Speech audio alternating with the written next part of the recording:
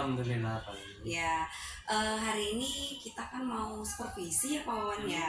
Nanti saya akan amati jalannya proses supervisi di dalam kelas.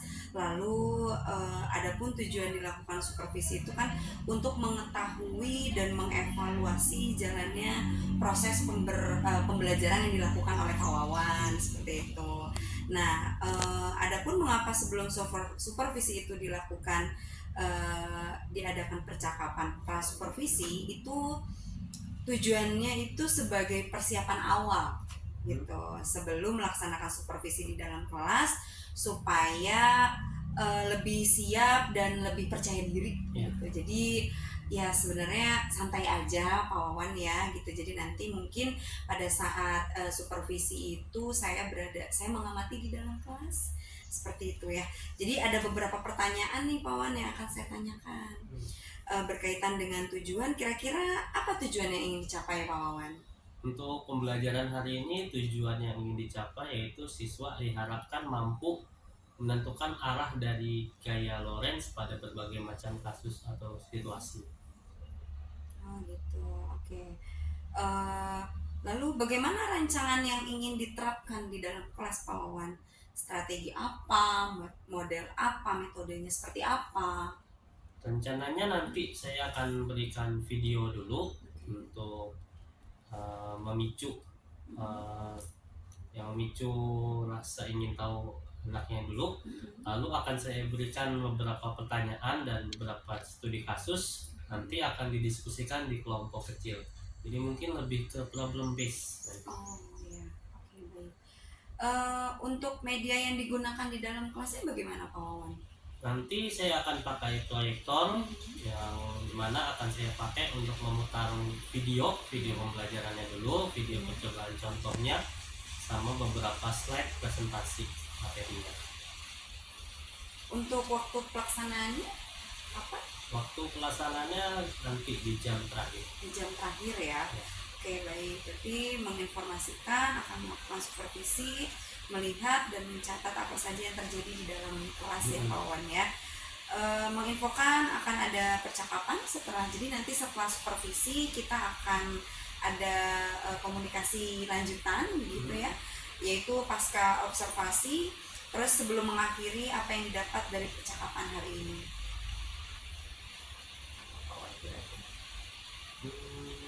Apa ya? Ya mungkin nanti saya harap anak-anaknya itu bisa lebih aktif lah selama pembelajarannya itu. Ya baik, terima kasih sudah berbincang. Ada percakapan pra observasi. Kita sampai ketemu di kelas kelas berapa?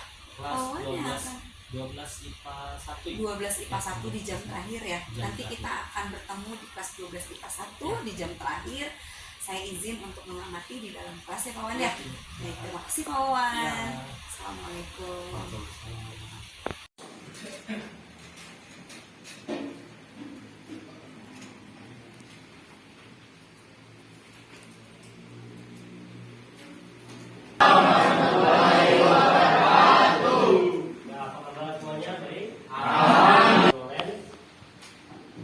Tujuan pembelajarannya yaitu mempelajari kaidah tangan kanan pada gaya Lorenz dan bagaimana arah yang akan ditimbulkan pada masing-masing perubahan arusnya. Sebelumnya saya mau bahas dulu sedikit refresh yang materi sebelumnya tentang medan magnet di kawat berarus. Kalau misalkan saya punya sebuah kawat lurus, kita ambilkan arus dari A ke B. Kira-kira di sekitar kawat arus ini medan magnetnya akan seperti apa? Apakah di kiri dia masuk atau di kanan yang masuk? Lihat lagi pakai kaidah tangan apa? Kanan. Jempol sebagai terus. Lalu arah putaran jari sebagai arah medan magnet. Karena arusnya ke bawah dari A ke B, maka putarannya seperti ini. Sehingga di sebelah kiri dia dia akan masuk. Masuk tandanya cross atau dot? Cross. Maka di sini tandanya adalah cross. Di sebelah kanan berarti kalau dia masuk dia keluar, tandanya dot. Ini udah bisa semua ya. Karena kita akan lanjutin ke gaya Lorentz, yaitu lanjutan dari materi ini. Oke, apa itu gaya Lorentz? Ada yang tahu? Ada yang pernah dengar tentang gaya Lorentz? Yo, ada yang mau ngasih tahu apa itu gaya Lorentz? Wah, saya gaya Lorentz kan gaya magnet apa?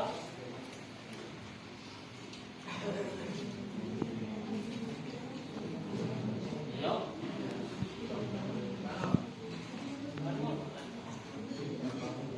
Oke, gaya Lorentz adalah gaya yang timbul pada sebuah kawat berarus listrik yang diletakkan di sekitar medan magnet. Jadi kalau kita punya kawat berarus listrik ini, dia akan memiliki memunculkan medan magnet sendiri pada kawat ini. Nah, kalau kawat yang sudah punya medan magnet ini kita letakkan lagi di medan magnet, maka akan muncul yang namanya gaya Lorentz.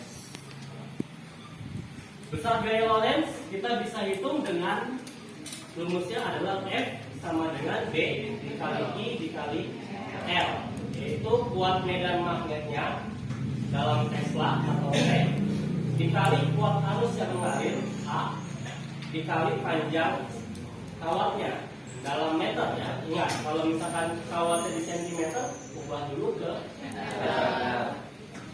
Ini kan secara teorinya, secara fisiknya seperti apa sih? Di sini saya mau memainkan video dulu. Ini percobaan untuk menunjukkan adanya gaya Lorentz pada kawat berarus listrik. Caranya adalah meletakkan dua buah penghantar dibentuk menjadi rel. Kemudian magnet akan diletakkan di sekitar relnya tadi.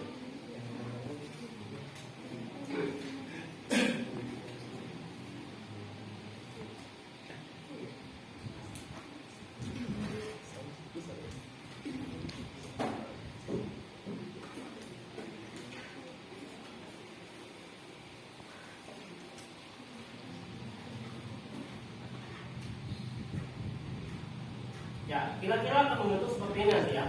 Arah medan magnetnya di sekitar plat besinya. Lalu di relnya kita letakkan batang tembaga yang lebih kecil.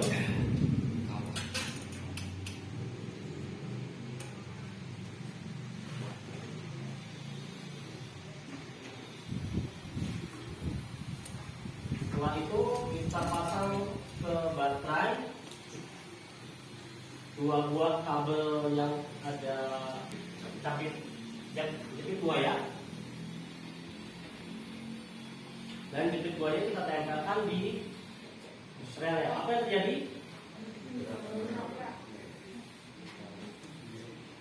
Kawat tembaganya bergerak menjauhi dan mendekati si magnet. Nah, ini bukan terjadi karena relnya ada sesuatunya ya. Ini murni relnya ini cuman batang tembaga biasa. Nah, yang mengakibatkan si kawat tembaga kecil yang bergerak itulah yang kita sebut dengan geraknya ini. Kenapa dia kalau posisi jepit buayanya dipindah? Oke, sekarang kita masuk ke LKPD. Di depan kalian udah ada 4 soal. Masing-masing kelompok 1, kelompok 2, kelompok 3 sampai kelompok 4. Kita bagi kelompok sesuai bangku aja ya. Jadi kelompok 1 mulai dari baris yang sebelah kanan saya, kelompok 2, kelompok 3 dan kelompok 4. Kalian kerjakan masing-masing soal ini per kelompoknya. Jadi kelompok 1 kerjakan yang ini, kelompok 2 dan kelompok 3 dan kelompok 4. Nanti saya akan minta maju 2 orang untuk menjelaskan.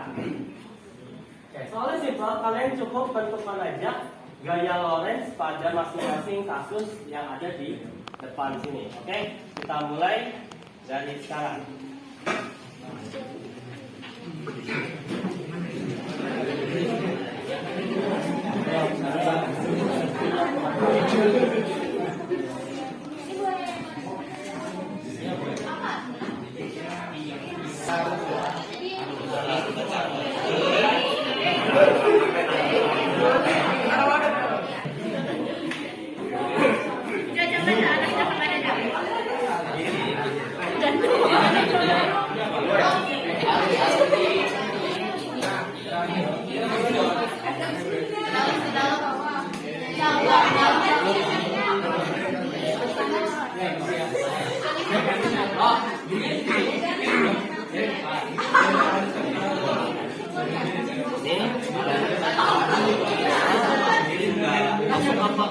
Masuk atau keluar?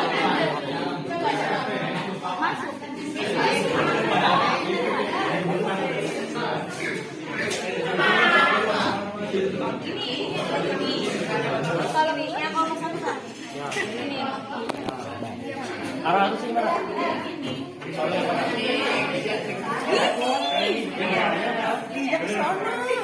Jempol lagi. Jempolnya, jempol tuh arah apa? Harus mana? Ya benar. Saya tinggal lewat ya, dia kan di sini ya. Kamu bisa kamu ya kamu. Terus ke depan, ke luar.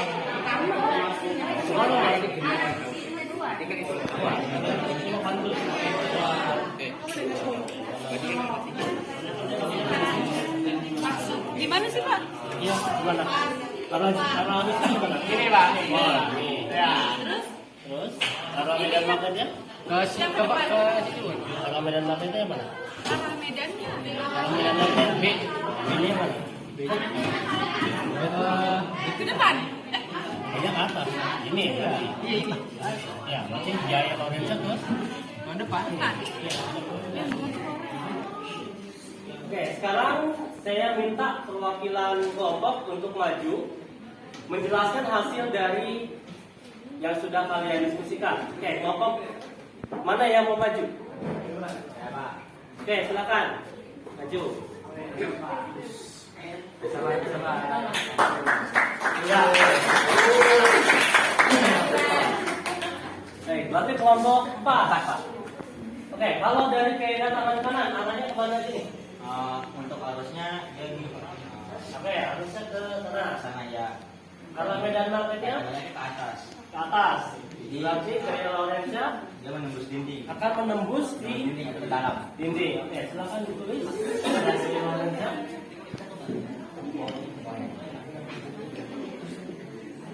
Gaya Lorentz-nya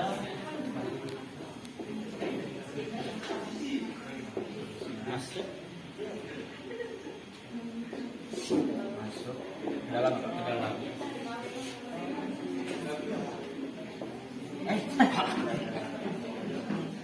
Dalam. Oke, jadi arah gaya Lorentz-nya masuk ke dalam, benar nggak? Ini kan? Ya. Arusnya ke sana, gaya medan magnetnya ke atas, gaya Lorentz akan masuk. Oke, jadi tepuk tangan. Oke, kelompok berikutnya ada lagi? Ya, silakan. Dari gaya Lorentz-nya. Jadi arusnya ke bawah, terus arah medan Arah medan magnetnya magnetnya ke ke kanan, kanan. terus gaya Lorentz ke dalam. Oke, gaya Lorentz-nya masuk ke dalam. Oke, silakan.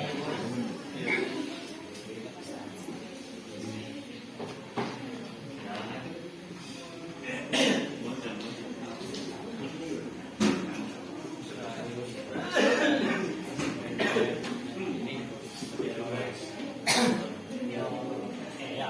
Beri tepuk tangan.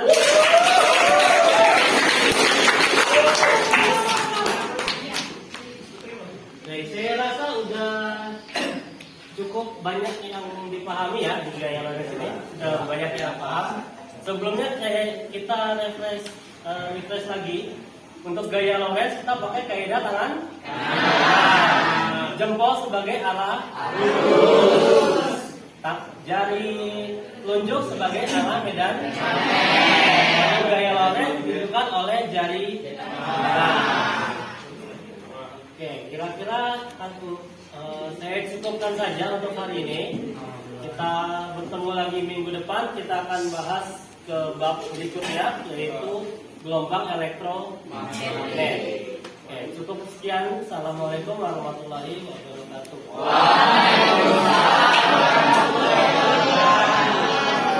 Terima kasih, Pak.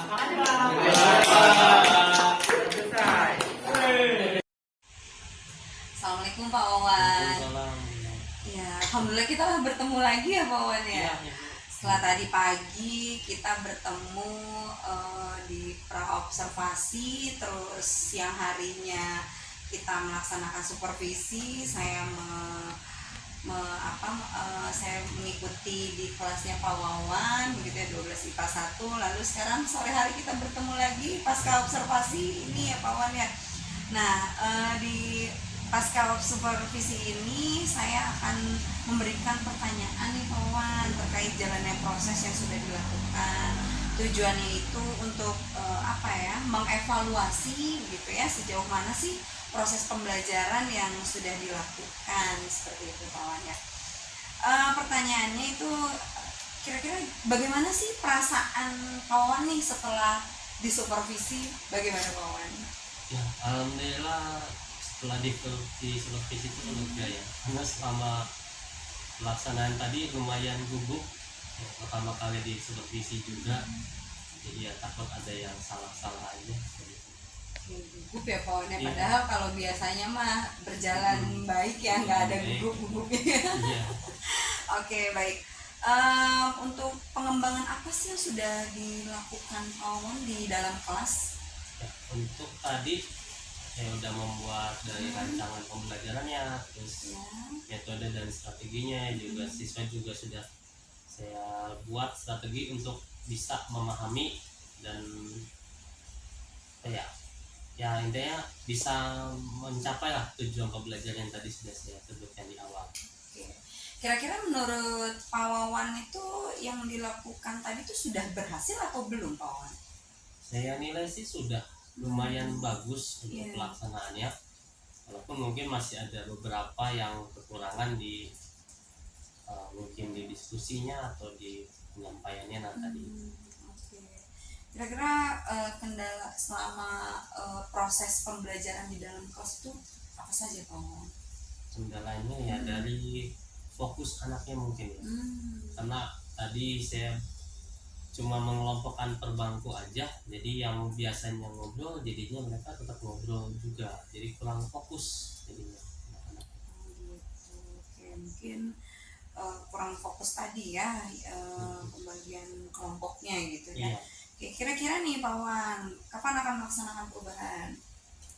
Untuk perubahan mungkin ya sesegera mungkin, entah itu di pertemuan berikutnya atau di bab berikutnya akan saya perbaiki lagi. Oke, tetap semangat Pak Wawan ya. Mungkin itu saja ya pasca supervisi.